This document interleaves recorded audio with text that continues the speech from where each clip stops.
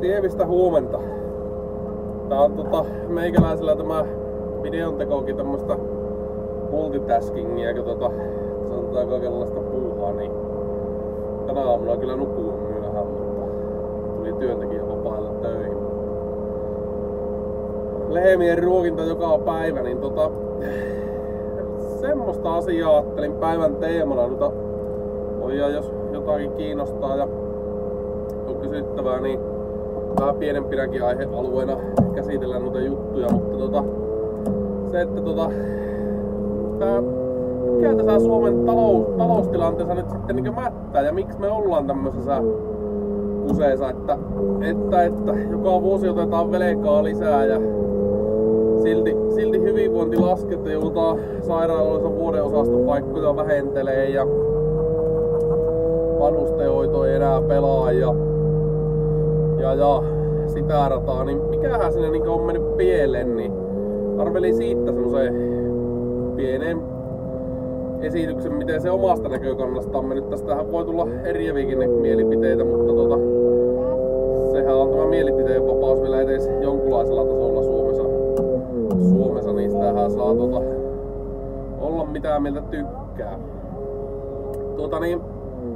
Hommahan on siinä mennyt vikaa, että yksinkertaisesti tulot on liika pienet suhteessa menoihin ja molemmissa on menneet hallitukset tehnyt tosi isoja virheitä ja tuntuu, ettei niitä vieläkään oikein ymmärretä, että niitä olisi edes tehty, että se on niinku kummallista, että tehdyistä virheistä ei edes oteta oppia, että jos tämmöistä toimintaa harrastaisi omassa yritystoiminnassa meikäläinenkin, mäkin olen tehnyt taloudessa virheitä ja ottanut oppia ja maksanut niistä ja taas selvitty ja menty eteenpäin. Ja sillä kun niistä virheistä opitaan, niin sillä ne asiat korjaantuu, mutta jos jatketaan samaa pää seinään hakkaamista, niin eihän sitä mitään tule.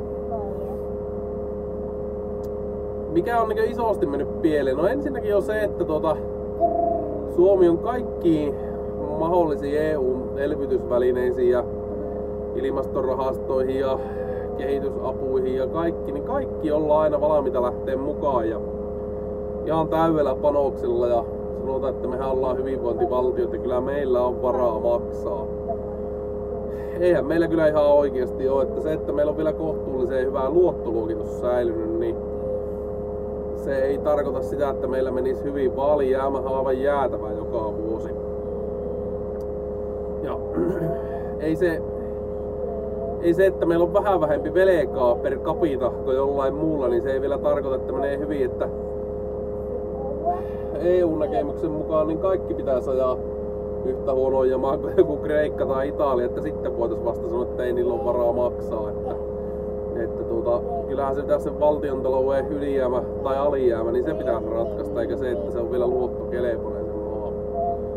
Ensinnäkin menoleikkauksista, niin nyt ne keskittyy niin omaan kansaan nuo menoleikkaukset, että leikataan terveydenhuollosta, leikataan vanhustenhuollosta ja touhutaan kaikkia muuta, mutta tuntuu, että sinne ulkomaille menevästä rahasta, niin se on ainoa semmonen pyhä asia, mistä ei voida leikata, että siinä on ehkä yksi syy, miksi mä PS-jäseneksi lähi, että PS uskaltaa rehellisesti sanoa sen, että pitäisi ensinnä oman kansan, oman nuorison, vanhusten, työssäkäyvien hyvinvointi taata ennen kuin rahaa lähetetään ulkomaille. Että PS-stäkään suuri osa niin ei vastusta kehitysapua eikä vastusta jotain ilmastotoimia, jos ne tehdään sen jälkeen, kun oma valtion talous on kunnossa. Mutta se ongelmahan on nyt siinä, että meidän valtion talous ei ole kunnossa eikä se kestä tämmösiä. Siksi meidän puolue vastustaa kehitysapuun rahaa syytämistä EU-hankkeisiin näihin rahaa syytämistä. Ei se ole sen takia, että me vihataan ulkomaalaisia tai ei haluttaisi olla osa Eurooppaa, vaan se on ihan yksinkertaisesti se, että meidän talous ei ajatu sille Kreikan ja Italian tielle. No, yksistäänhän nuo menoleikkaukset johonkin kehitysapuun ja EU-hankkeisiin ja muihin, niin sehän ei riitä. Sittenhän meillä on paisunut virkakoneisto valtionhallinnossa aivan jäätäväksi ja nytkin taas soteessa tehtiin seuraava virkamiesporras tuonne sote-alueisiin. Ja sitä on vain sitä virkakoneiston määrää, niin aina kun jotain uudistetaan, lakia tulee uutta, niin aina tulee lisää virkamiehiä. Niin mun mielestä se on aivan käsittämätön kulttuuri, missä me nyt eletään, että tehdään niin suojatyöpaikkoja virkamiehille. Että se pitäisi oikeastaan koko valtionhallinto tulla. Tai ensinnäkin kansanedustajilla pärjättäisiin kyllä vähemmällä määrällä. Sitten ministeriöitä voisi vähentää, ministeriön virkamiehiä voisi vähentää, siitä eri instansseihin, ely-keskukset, Melaa, Kelaa, niin poispäin edespäin. Siellä olisi kun rakenteet pistettäisiin oikeasti uusiksi, niin siellä olisi paljon paikkaa tuulettaa ja tehdä säästöjä. Että niille ihmisille kyllä nyt kun on työvoimapula aika, niin löytyisi jotain semmoistakin hommaa, missä ne olisi tuottavia eikä viettäviä. Ja nyt tällä hetkellä siellä on paljon porukkaa töissä, jotka keskimäärin niin jostain ympäristöministeriön hallinnonalallakin, niin siellä on töissä ihmisiä, joiden tavoitteena on haitata tavallisten ihmisten ja elinkeinojen elämää. Siellä on ikävä kyllä semmoista touhua, että Ruotsin mallin mukaan, että ympäristöministeriö lakkautetaan ja elinkeinoministerille hommat, niin se on Suomessakin ihan terveellinen kehitys, että ympäristöministeriö on nyt tällä hetkellä, se on semmoinen kehityksen jarru. Se ajattelee asioita pelkästään ympäristön näkökohdasta ja se ei nyt taas tähän meidän Suomi ensin ajatukseen sovi, kun meidän pitäisi miettiä kokonaisuuksia ihan kaikessa. Elinkeinoministeriön pitäisi miettiä ympäristönäkökohtia, miten ne voidaan sovittaa yhteen, ja maa- ja metsätalousministeriön pitäisi miettiä kans ympäristöasioita, miten ne voidaan sovittaa yhteen, mutta kun ympäristöministeriö tehtävä on pelkästään olla jarruna ja miettiä pelkkiä ympäristönäkökohtia, niin meidän talous ei oikein sitä kestä. No, nyt on puhuttu säästöstä paljon, mutta kun säästöthän ei yksistään riitä, vai jos me meinataan tää hyvinvointivaltio säilyttää, niin tulojahan pitää saada lisää. Se on ihan kylmä fakta ja se ei onnistu sillä, että valtion omaisuutta myy. Täällä on tehty valtavia tornitalon kokoisia virheitä tuossa, kun on tuottavaa valtio-omaisuutta myyty. On Kemira Growhout ja kantaverkot ja vaikka mitä myyntejä tuolla. Ja nyt Vapokin eli nykyinen Neova hävittää kansallista omaisuutta kiihtyvää tahtia, että myyvät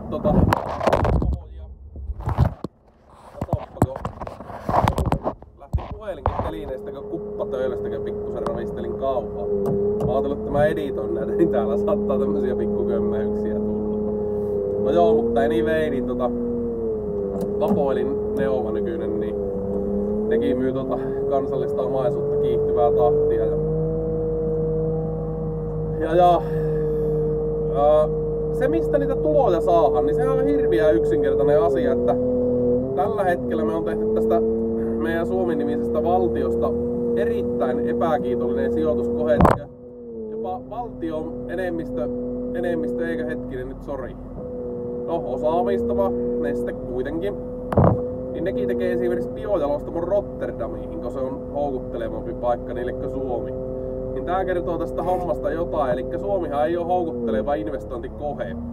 Meillä on ollut monenlaista, on ollut Savosellut ja on ollut akkutehasta ja vaikka minkälaista suurteollisuushanketta, millä on saatu oikeasti niitä vientituloja, mitä Suomi kaipaa, niin niitä on saatu heti raakasti tuleen. Niin, mutta ne ei vain lähde liikenteeseen. Ja se, että mikä se syy on, niin taas mennään pikkusen sinne ympäristöministeriön hallinnonala alle. Eli Suomessa on systeemi semmonen, että jos joku hanke voidaan jollakin konstilla ollenkaan laillisesti edes johonkin löyhästi perustuen kieltää, niin se myös kielletään.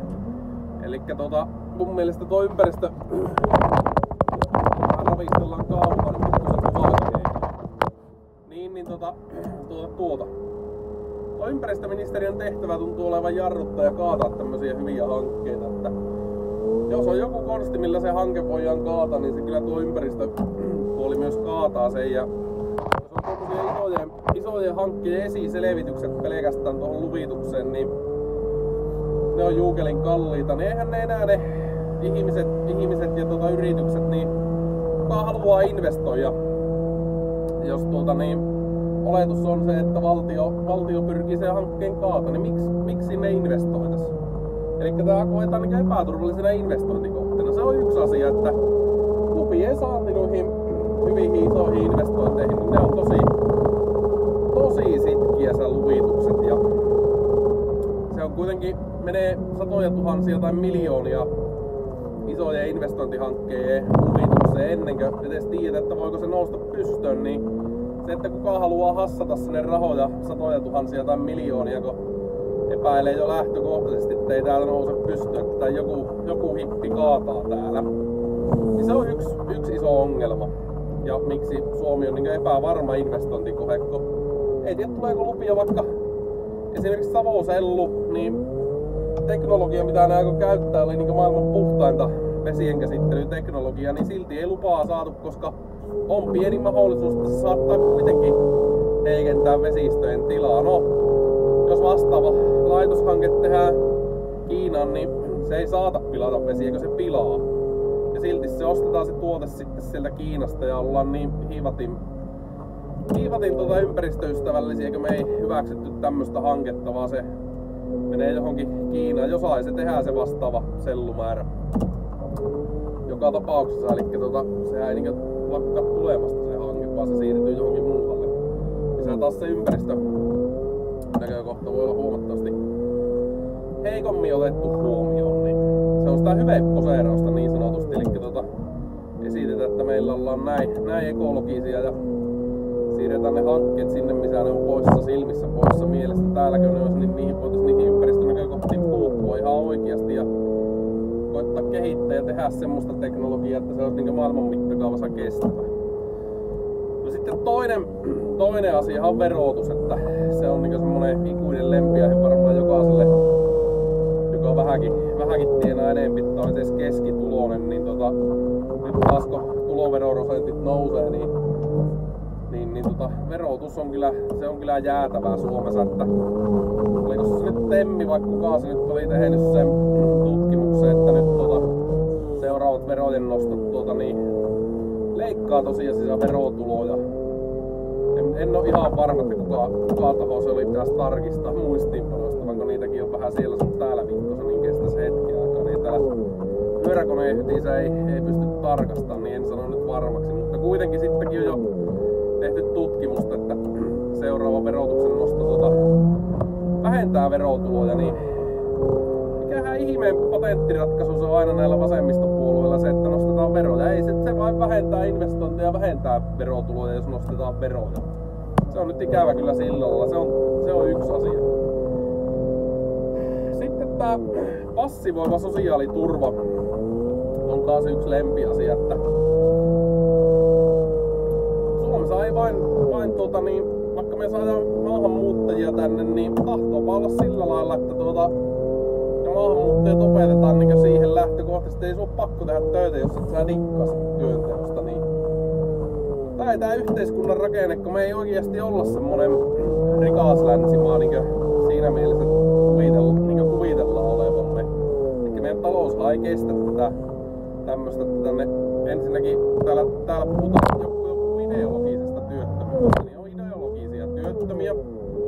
Ja sitten maahanmuuttajakin opetetaan koulussa, että ei sun ole pakko tehdä, jos tuntuu pahalta, niin ei ole pakko tehdä töitä. Niin tää on niinku kaas semmonen persehomma, että ei täällä niinku oo työvoimaa noihin suurhankkeisiin, kun tää työkulttuuri on mennyt niin löyhäksi.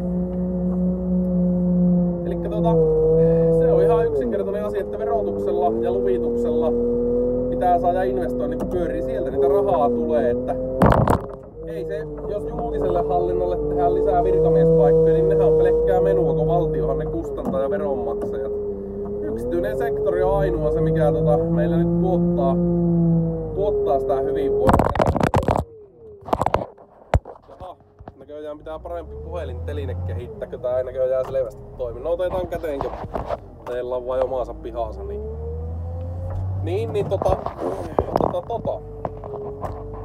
Se yksityinen sektori on ainoa, joka tämä elättää. Jos maatalous, teollisuus, yritykset voi huonosti, niin ei meillä ole mitään hyvinvointia. Se on aivan turha puhua mistään hyvinvoinnista sen jälkeen tai menoista tai tuloista, kun ei se julkinen sektori ei tätä maata pysty elättämään eikä se ole ratkaisu mihinkään. Että maatalous ja yrityssektori, niin se pitää olla terve ja tuottava. Muuten ei vain homma pyöri.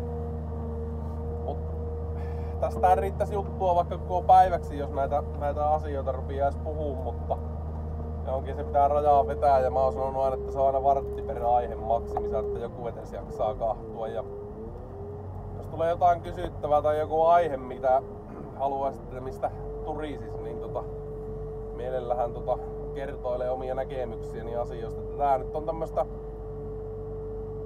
Lantalyseo-tyyppistä viisauksien kertomista, että ei ole korkeakoulututkintoa, millä politiikan asiantuntijalla puhuu, mutta 17 vuotta yrittäjänä, niin on tässä ainakin jotain tästä kansantalouden ja talouden toiminnasta jo pikkuhiljaa oppinut, että ymmärtää joitain perusasioita. Ei mitään, palataan asiaan taas.